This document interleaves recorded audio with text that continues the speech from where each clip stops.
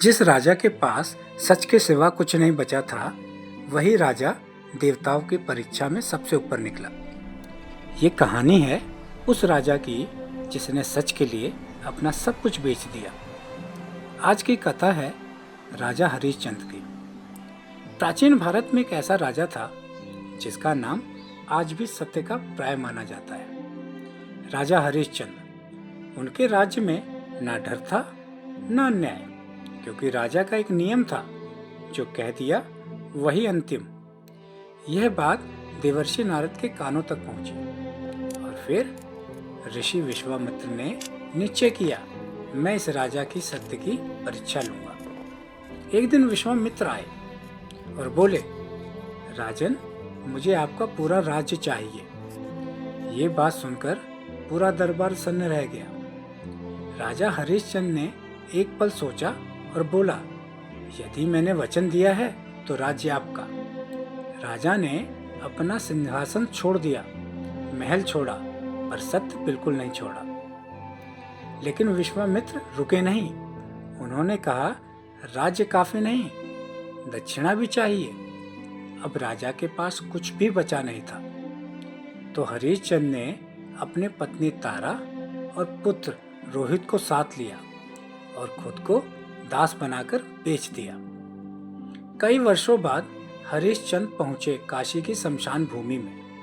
वहां उन्हें काम मिला, शमशान का रखवाला बनकर। जिस राजा के चरणों में लोग सिर झुकाते थे, आज वही राजा लाशों पर कल कर वसूल कर रहा था। पर उसके चेहरे पर एक बात नहीं बदली, वो थी सत्य। एक दिन उनकी पत्नी तारा अपने मृत पुत्र रोहित को शव लेकर शमशान आई। राजा हरिश्चंद्र ने पहचाना, पर नियम नहीं तोड़ा। उन्होंने कहा, आपको शमशान का कर देना होगा। तारा रो पड़ी, बोली, ये पुत्र तुम्हारा है। राजा की आंखों में आंसू गिरे, लेकिन मुख से यही निकला, नियम तो सबके लिए एक ही है। उसी क्षण आकाश गूंज उठा, देवता प्रकट हुए।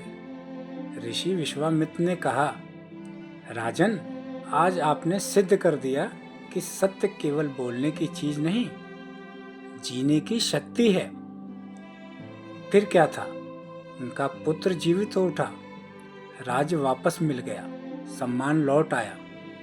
ये कथा हमें सिखाती है, झूठ से रास्ता आसान लगता है, पर मंजिलें खो जाती हैं। सत्य से रास्ता कठिन होता है, पर इतिहास सत्य से ही बनता है। आज के समय में जब सच बोलना भारी पड़ता है, तब राजा हरिश्चंद्र हमें याद दिलाते हैं, सब कुछ खोया जा सकता है, पर सच बिल्कुल नहीं। अगर ये कथा आपके दिल को छू गई हो, तो कमेंट बॉक्स में एक शब्द लिखिए, वो है सत्य। और ऐसी दमदार कथाओं के लिए राधा कृष्ण प्रेम रस चैनल को जरूर फॉलो करें। राधे राधे दोस्तों।